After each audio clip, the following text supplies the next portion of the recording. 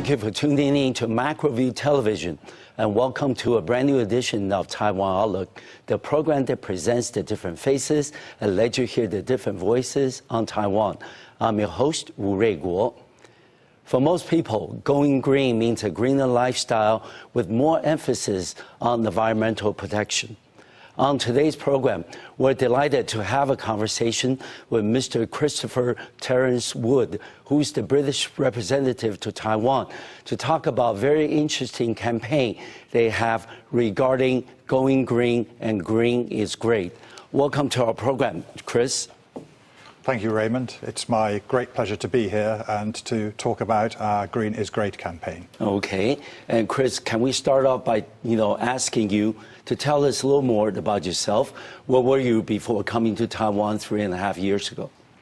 Well, maybe I can start a little bit further back than that. Okay, please. I'm coming close to my 35th anniversry as a public servant. Really? I started working as At a the civil age of servant. 10? I wish. Okay. In 1981, I joined Yes. the Foreign Office after graduating from university. Yes. The Foreign Office sent me off to learn Chinese. Okay. So I've spent quite a lot of my career in this part of the world. Of course.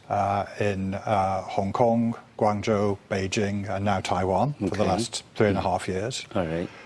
So quite a lot of my career in the Foreign Office, but I also worked in other government departments in the UK, including the Department of the Environment. Okay. So I think that is what gave me a little bit of background in working on some of these crucial environmental issues over the years. Terrific. And before coming to Taiwan, have you ever been here on a leisurely basis? Yes, Yes, you did? actually, All right. I took up my job here in March 2013. Okay. Time goes so fast, I can't believe it's 3.5 years now. But I first came to Taiwan in about 1984 Okay. as a tourist.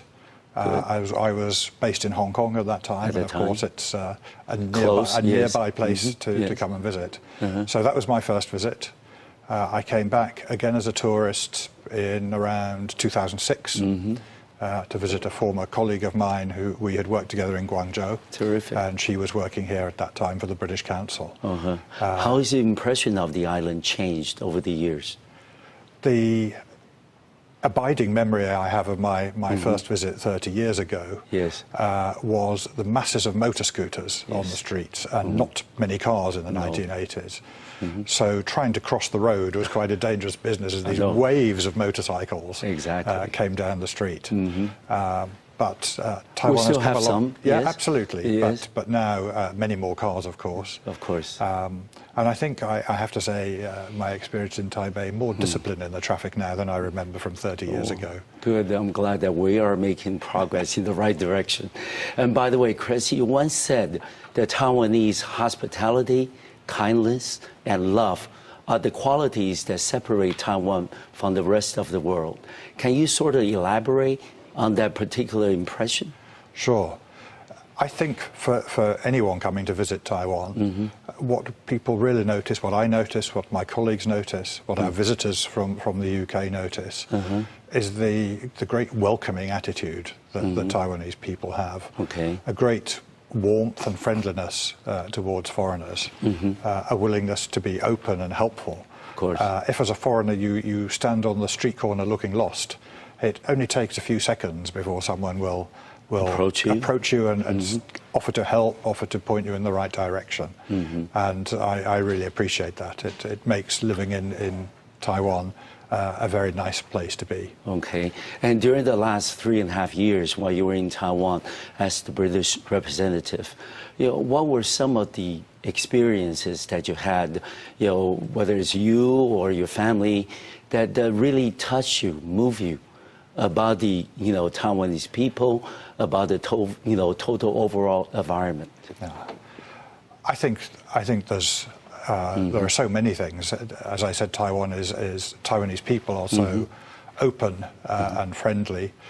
But one particular example from a couple of months ago, I went to visit Taitung purely as a tourist, staying in a small bed and breakfast. Sort of like, not quite an Airbnb, sort of Airbnb or almost bed and breakfast. Okay.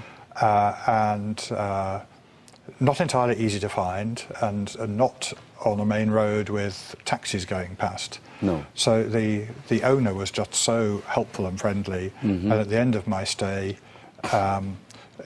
instead of trying to fix a taxi for me, he said, "Oh, don't worry, I'll take you back to the airport myself." So he put me in his car and drove me off. I think that is just a small example of how Taiwanese people look after their foreign guests. All right. And Chris, let's now shift the focus onto environmental protection.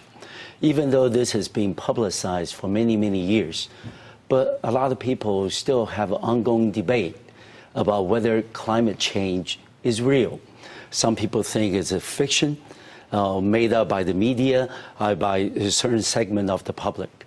What is your view about the current status of the climate, and how serious of a threat is the climate change to the survival of humankind? I think it's a really serious threat. Okay. Yes, there are skeptics. Okay. There are people who don't believe that climate change is real. Yes, there have been over the centuries variations, cycles in the climate. Okay. But I think all the serious evidence in the scientific community leads people to believe that climate change is real. That is what the science says. And I think that is what politicians around the world also accept. They see the weight of scientific evidence, and that is why so many countries in December last year in Paris committed themselves under the United Nations Climate Change Framework Convention to make efforts to reduce man-made carbon emissions. Okay. We are seeing all around the world extraordinary, unusual weather events, whether that's flooding or drought.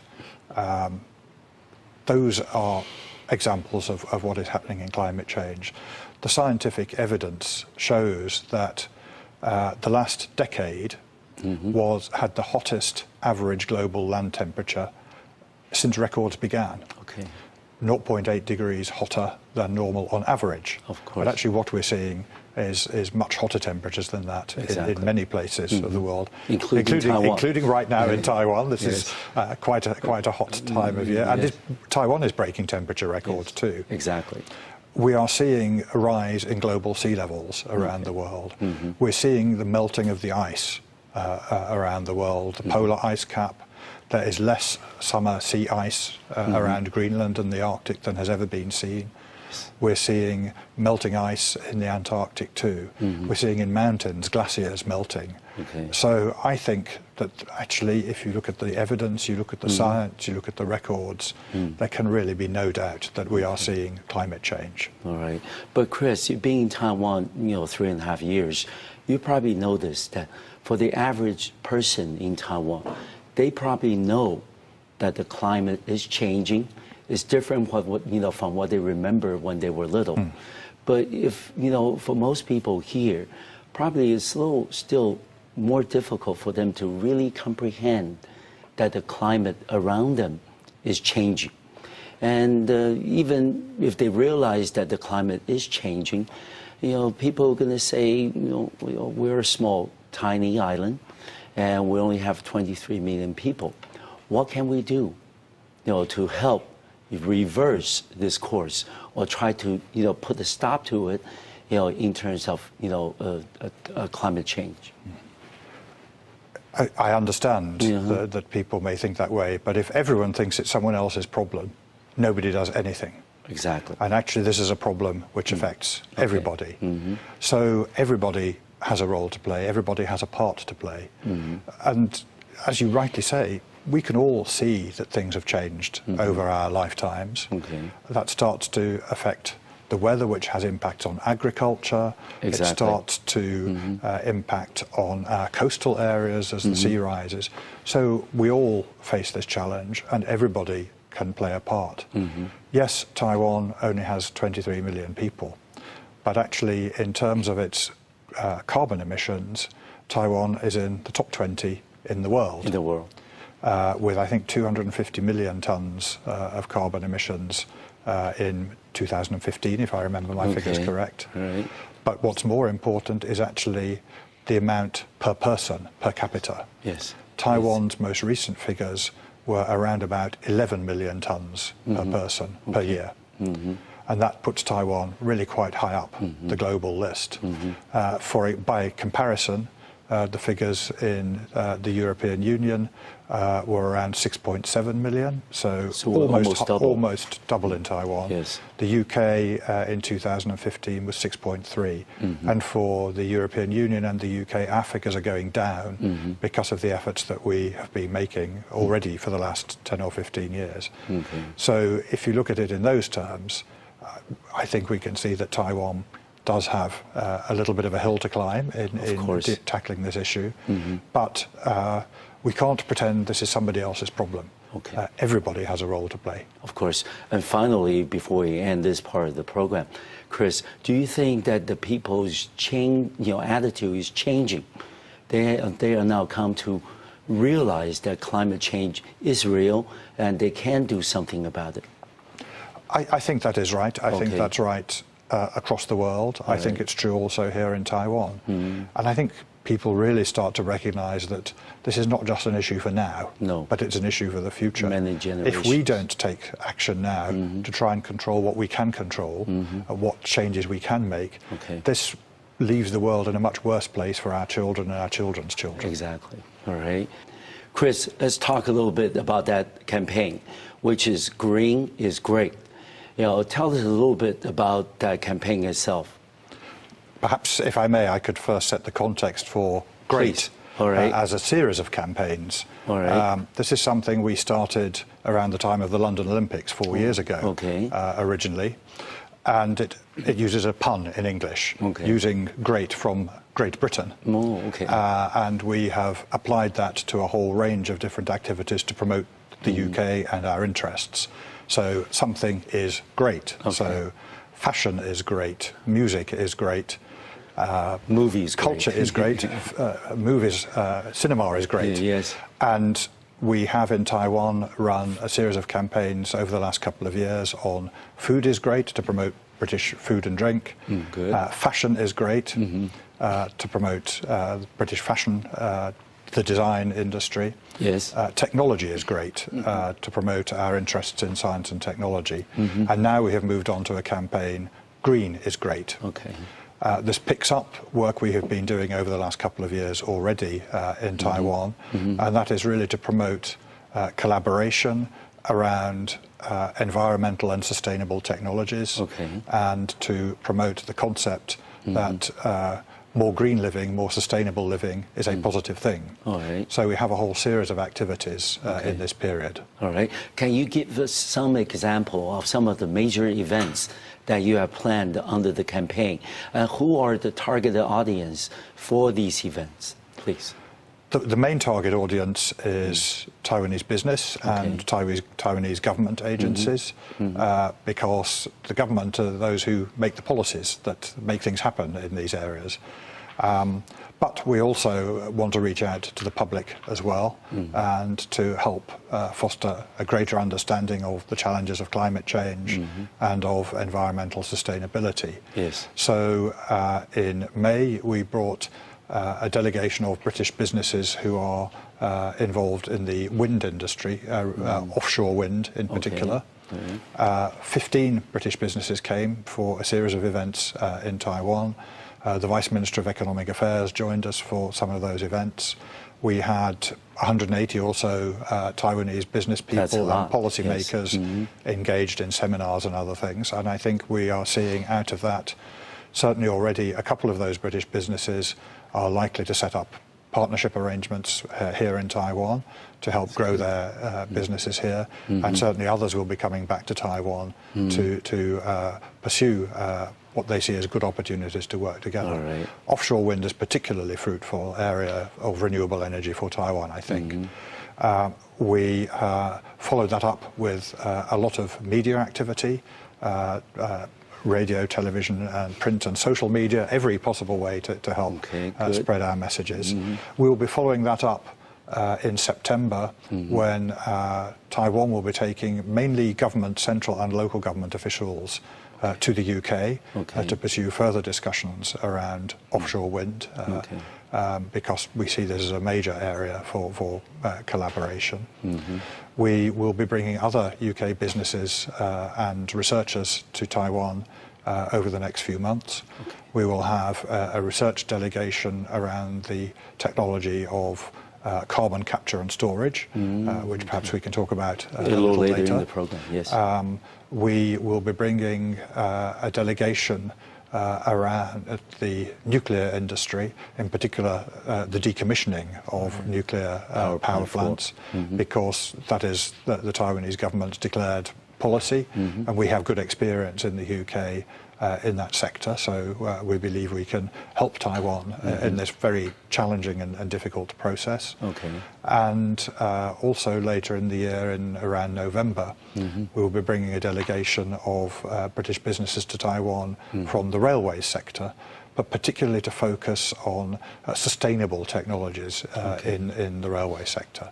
So this is mostly a business-driven activity, but it fits in a wider context of understanding the challenges and the work of climate change and reducing our carbon emissions. Yes, it certainly sounds like a very busy year for the British office in Taiwan. And let me ask you, Chris, what do you foresee the roles for Britain and Taiwan in this global struggle against climate change? We understand there are many similarities between Britain and Taiwan. For example, we're both island economies, and we both depend on trade, and we're both very active in terms of international science and technology developments. And what are some of the things that we can do together to complement and coordinate with each other? I think you've partly answered the question for me there. Absolutely right, that we are both island economies, and we rely completely on trade for our economic survival and growth. So that we have in common. And I think that in this particular context, the fact that we are islands means that we have a lot to share in technology, in how we use some of the sources of renewable energy to replace the dirty coal-fired power stations that we have relied on for so many years. So the UK has actually the largest installed offshore wind capacity in the world. Good. So I think there is a lot that we can share with Taiwan as Taiwan starts to develop its own offshore power offshore wind installations.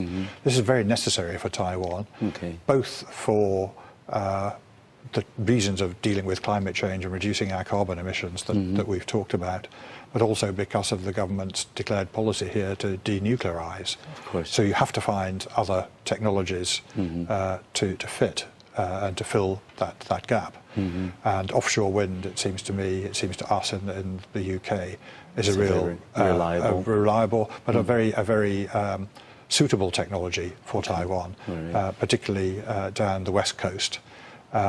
Obviously, we face some differences. We don't have typhoons in the UK, but Taiwan suffers, so there are different challenges. But I think the technologies and the skills that we have learned in the UK in installing our own wind capacity can be very valuable for Taiwan. But I think it goes beyond just that. I think the real scope, the UK, I think rightly is seen as one of the leaders in developing climate change policies, carbon reduction policies. So I think that is something we're very happy to share with Taiwan. Taiwan, as everybody knows, is a leader in technological innovation. And I think that is what we also need to see as we continue to develop our energy policies and our power generation capabilities. Taiwan, as one of the world's leading developers and manufacturers of semiconductors, for example, that is feeding through into improvements in photovoltaic technology, solar power. Of course, yes. And that is another of the key resources that we will all need to rely on in future as we try to bring down our carbon emissions. All right, but there are some people holding the view out there saying that, hey, if we want to conserve energy, talk about putting emphasis on environmental protection and reduce the carbon emission level, does that mean that we're going to have to go back to a time when the economy was more backwards and the society was a little more primitive? Then that people don't have to, for example, turn on the air conditioning, don't have to use so much electricity. When people have such a, notion in their minds, what do you say to them? I absolutely reject that notion. Okay, because? Because our own experience shows that this need not be the case at all. Okay. Yes, we all have to make some compromises, adjustments. Mm-hmm. If we can turn our air conditioners up a degree or two, that all helps. But there's a whole lot more than that. Okay. What we have seen in the UK, we have set ourselves some really, really stringent targets to reduce our energy, our carbon emissions. Mm-hmm.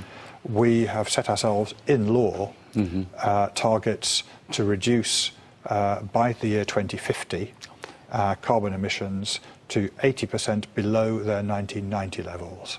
Really? That is a massively ambitious target. And we've got in law a set of interim targets. We call it carbon budgets. Okay. That 5 years, 5 years, 5 years we set a budget. That already for the last several years is on a downward track. We have already managed to reduce our carbon emissions to 38% below their 1990 levels. We are doing that at the same time as our economy is growing. Okay. In 2014, the UK was the fastest growing economy amongst the G7 countries. Okay. So that's the biggest 7 economies, or traditional economies in the world, I should say, perhaps. In 2015, we were the second fastest growing economy. We are growing our economy at the same time as we're able to reduce our carbon emissions. That comes through innovation, it comes through technology, and this sector is actually creating economic growth. It is creating employment. The green and carbon technology sector accounts for something like 1.3% of all employment in the UK now, and around 4% of businesses are involved in this sector.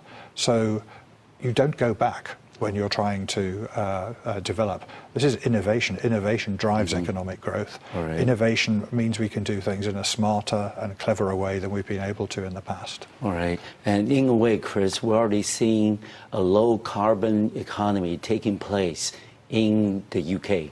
And what is the prospects that you can see for Taiwan to follow the same path and try to achieve the similar objectives as your economy has done in the last 10, 15 years? Obviously, every place is different. Yes. And I can't prescribe for Taiwan what Taiwan should do. But I hope that Taiwan can look at our experience and learn from that. We're very willing to share that experience. Okay. And that's not just the things we've done well. Taiwan can also learn from some of the mistakes we've made along the way and avoid those mistakes. But I think Taiwan is already moving in the right direction now with this. Taiwan last year made the same step that we took a few years ago. Yes. I think our Climate Change Act was passed in 2008. Last year, Taiwan passed its Greenhouse Gas Management and Reduction Act. And that was a significant step forward for Taiwan because that also set for Taiwan targets to reduce carbon emissions.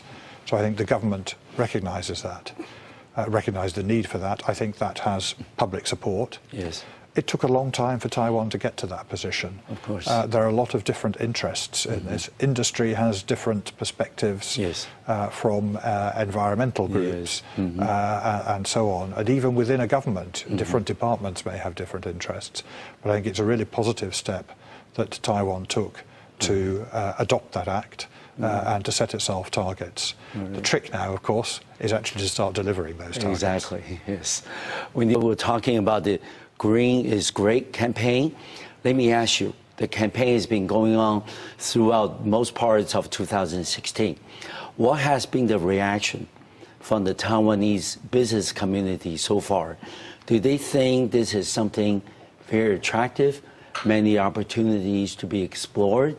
And what is the reaction from their British counterpart? Do they feel the same way? Well, Thank you for that. I talked a little bit earlier about the range of activities that we have run already and are planning. Actually, the majority of those activities are still to come. So I think we'll have to wait a little while to see how that develops. We have activities in September, October, November ahead of us. But we had a very successful trade mission here earlier this year in May, end of May, beginning of June, on our offshore wind.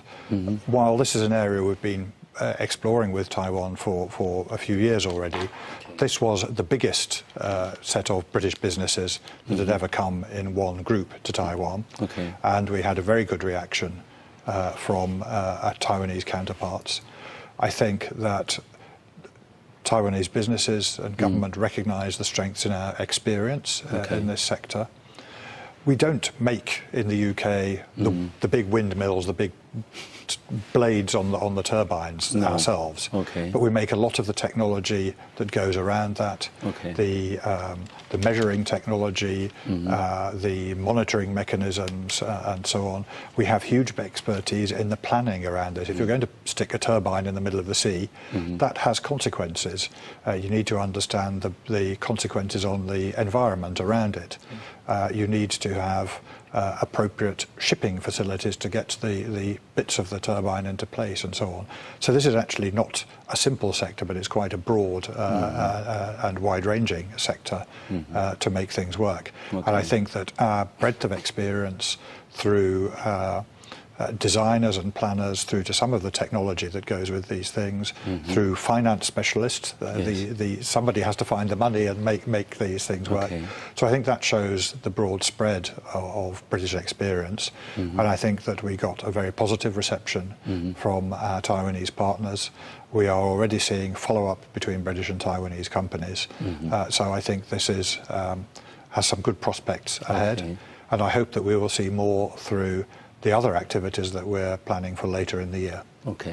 And let's go to a very, ambitious standard that was once, stated publicly by Sir David King, who is the Special Representative of Foreign Secretary of the UK on the climate, change situation in Taiwan, during which that he urged the Taiwanese should be able to reduce the carbon emission level from the current 11.3 million tons a year to about 2 in the year 2050. And this is a very ambitious target. And what are some of the factors that you can identify for us in order for Taiwan as an island nation to try to reach those targets in the next 34 years? Well, Sir David King is a distinguished scientist with a long record of involvement, not just in climate change, but other areas too. He was the British government's chief science advisor for a number of years as well. The figures that he quoted were not just for Taiwan. This is really what we need to see across the globe. Everybody. The scientists have agreed and governments agreed in the Paris Climate Change Agreement of last December that really the target we need to see is to try to limit the growth in temperature rise to 2 degrees at maximum. Beyond that, we risk really catastrophic damage to our environment. So that is the target that most governments have signed up to, most scientists accept. If you have that target, how do you get there? One of the measures of looking at that is how much carbon does each person emit through when you turn the lights on, how you get to work, and so on. How much, as an average, do we each account for as we go about our daily lives? And the scientists have come up with the figure on the basis in the UK of how we've measured our emissions and the targets we've set, that we need to reduce to 2 tons per person per year in terms of emissions. The UK is currently at 6 point something. Taiwan, as you say, is 11 point something. That's challenging. But we believe it can be done. And you have to look at this in a whole range of different ways as to what government does, business does, what individuals do. And of course, those individual averages take into account all of that. It's not just that you or I individually, through our activities, emit 11 tons a year, as it currently is in Taiwan, but it's averaged out across what the whole of Taiwan's economy does, so what business does as well. So this isn't easy, but if we have a target that we want to try to limit the growth in temperature rise, this is what the figures suggest we should be aiming for. Okay, and like you said, this is very ambitious. But in order for Taiwan, as well as anybody else, to try to achieve that target, what would be the recommended collaboration between the government, between the corporations, and the individuals? What would be their each respective responsibility based on your observation and also the experiences so far in the UK? I don't think you can put necessarily specific numbers against each sector of society. But I think fundamentally the government has to set the right framework. It has to set the right legal requirements. It has to set a framework that enables innovation, which helps drive change and helps bring down carbon. In Europe, we have had some success in driving down emissions from industry by using an emissions trading scheme, so that businesses can buy permits to emit. They are set a cap. If they want to emit more carbon than the cap, they have to buy from somebody else, which means that over time you drive down emissions from industry. That is just one example. You can do it by giving the right information to people, by labelling the energy intensity of electrical products. If you buy a new fridge, is it going to burn lots of energy, or is it an efficient fridge? And you can have labelling systems that show that, so that consumers have a choice, the knowledge to make a more environmentally sustainable choice. You need to have the right incentives in the structure of your energy market. If this is politically incredibly difficult, if energy is too cheap, people don't worry about saving it. That probably means that actually prices have to go up as an incentive to encourage people to use less. And that is a real challenge for any government to have to face. And I'm not prescribing solutions, but that is a sort of a natural observation, if you like. If we look down the year 2050, there are about 34 years in between from now. What would be some of the sub-goals that Taiwan can do in the interim 34 years? Well, I think the most important thing is that Taiwan has taken the first step by setting itself targets through the Greenhouse Gas Management Reductions Act, the new law that was passed last year that we touched on a little earlier in our conversation. So that sets the ultimate goal.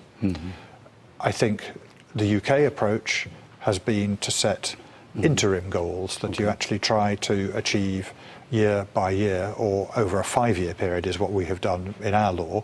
So we have set ourselves a target of 5-year steps for reductions, and we have seen we started in the window 2008-2013. We managed to secure a 23% reduction already. It's probably because at the start it's a little bit easier to make some of the savings. So for the current period we're in now, we're looking to bring that down 5 years through to the end of 2017 down to 29%, and so on over the 5-year periods ahead. So that is a step. But I think it needs a whole range of other activities and regulation and legislation around that. I think that a key area that where improvements can be made is around building design. So through building codes and building regulations, governments can require more carbon neutral or more energy efficient building design. that uses less power, that uses less water, so in a broader sense is more environmentally sustainable. Right. And it also goes to the question of what sort of energy mix you have. So government needs to set that framework. Of course. Industry is the largest emitter. Okay. We emit energy both from generating power. Yes. We emit carbon through generating power, particularly through coal-fired power stations, of which is still a big part of Taiwan's energy mix. But we also emit carbon through industrial processes. Of course. Through the petrochemicals industry, through the cement industry, through all sorts of industries. And actually not carbon, but methane is another climate change gas. We have that through agriculture, through farm animals. Okay. So there's a whole mix of different sectors. And industry needs to, as it is all over the world, looking at ways to bring down their energy consumption, more efficient use of energy, and fewer carbon emissions. Exactly. And industrialists, business people worry about the cost, but actually if this is reducing your input costs, ultimately this is reducing your cost overall. Yes. So it does affect the bottom line. And I think the experience in Europe is that consumers favour businesses that are more environmentally aware. Friendly, yes. Chris, we've been talking about the different things that the two sides have been doing together to try to reduce carbon emission. But let me ask you, on the individual level, how can the general public do something individually to try to help reduce carbon emission and try to reach that 2-ton? I think that the key thing for the public is to understand and to be aware of the challenges and to start to understand what they can do. So there's a role around education, first of all, and I think that really needs to start at the earliest levels in schools. Possible, yes. The UK and Taiwan had some good collaboration already a couple of years ago in this area.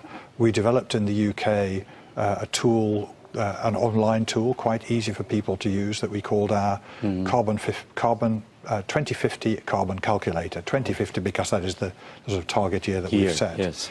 And it allowed people, students, NGOs to plug in their own ideas and to see what the effects in terms of energy outputs were. So a sort of computer model that you could say you didn't want any wind farms in this place, or you didn't want any nuclear power, or whatever, you could see the consequences and the impact that has on policy making, on your energy demand and so on.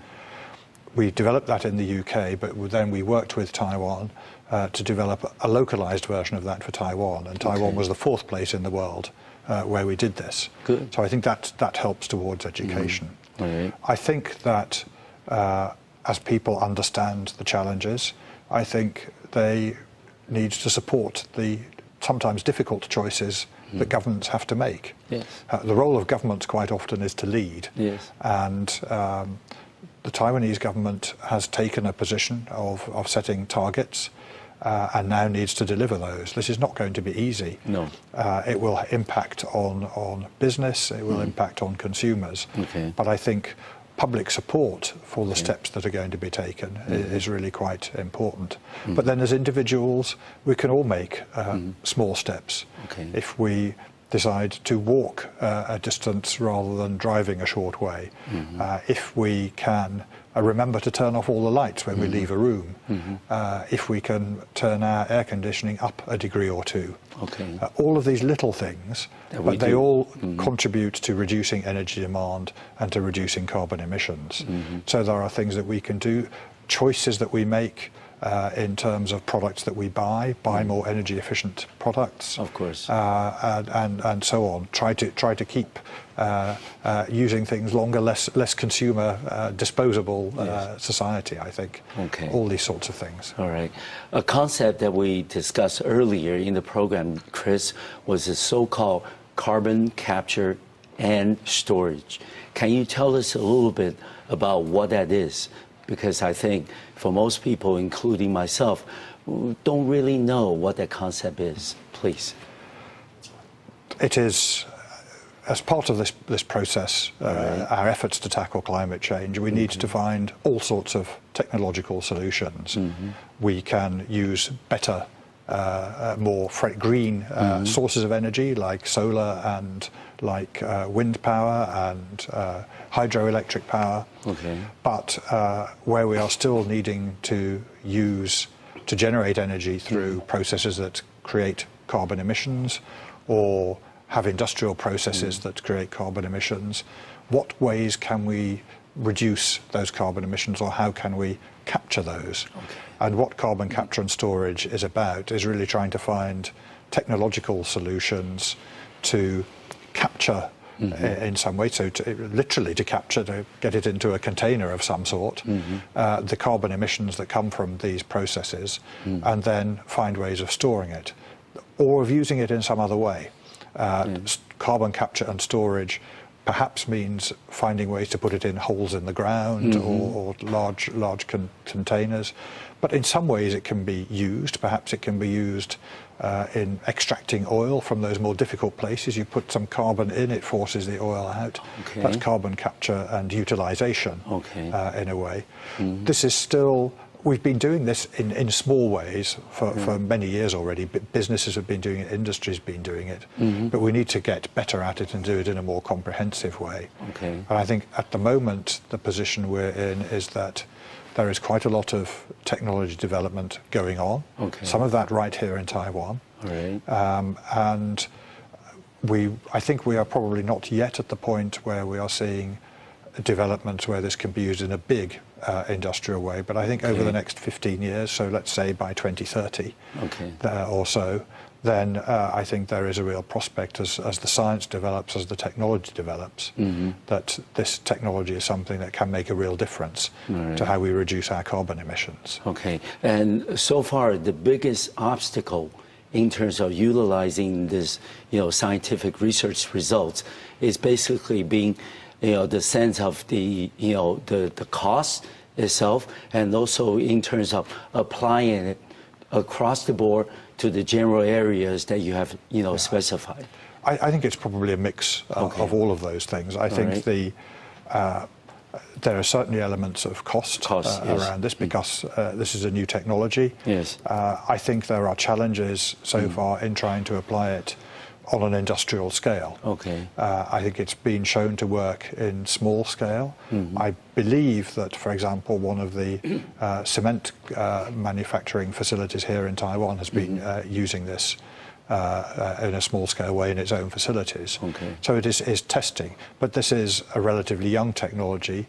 It needs to be developed further. And so I think we are still largely in a more testing and development phase rather than in a large-scale application phase. So it will take a little time yet. But I think if we are really to make a difference in our efforts to reduce carbon emissions, this has to be one of the technologies that is part of a whole range of approaches and applications. And let me ask you, is there incentives or has there been aspirations from the scientific communities in both Britain and Taiwan to try to collaborate and build a platform where they can exchange their research results and jointly develop this technology together in the future? Absolutely. I think Taiwan is very well known as a leading technological innovator. There have been many innovation successes, technology successes here in Taiwan.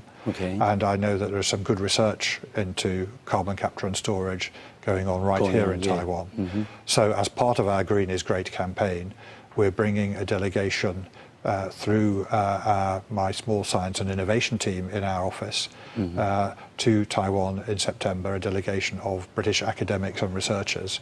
So that will be an opportunity for them to sit down together, to explore the options, to exchange views, to exchange their research. And I very much hope that as part of that, as a result of that, we will see further collaborations in future. But I think this is a very exciting area for potential collaboration between Britain and Taiwan in future. We're certainly looking forward to better and bigger things in the future. And finally, Chris, let me ask you this. The Green is Great campaign ends in November, but the efforts for environmental conservation do not end in November. What will be some of the follow-up steps or programs that you have already planned for the two sides, Britain and Taiwan, to work together in the area of environmental conservation? You're absolutely right. Yes. This is not a process that you can do in a short space of time. No. This needs long-term effort. We've been running a particularly focused campaign right now that will run through until November. But absolutely, it won't stop there. And nor did it start just this year. We have been building through this campaign on exchanges we've already had with Taiwan over several years already, and we absolutely want that to continue. So we will certainly be continuing our efforts, particularly on offshore wind, for example, because Taiwan is really only just starting to move into this sector. Okay. And this will be a growth area over the coming years where British expertise and British know-how, I think, can be very valuable to Taiwan. Of course. But we will see that, I think, in a whole range of other areas too. As we've just talked about in the sort of research space, carbon capture and storage, I think we will certainly want to follow up. So this is a process. We've talked about setting targets for up to the period 2050 and really beyond. Okay. So this is a process that is going to go on for many years, and I very much hope and believe that the UK and Taiwan will continue to collaborate on these hugely challenging but vitally important issues in the years ahead. All right.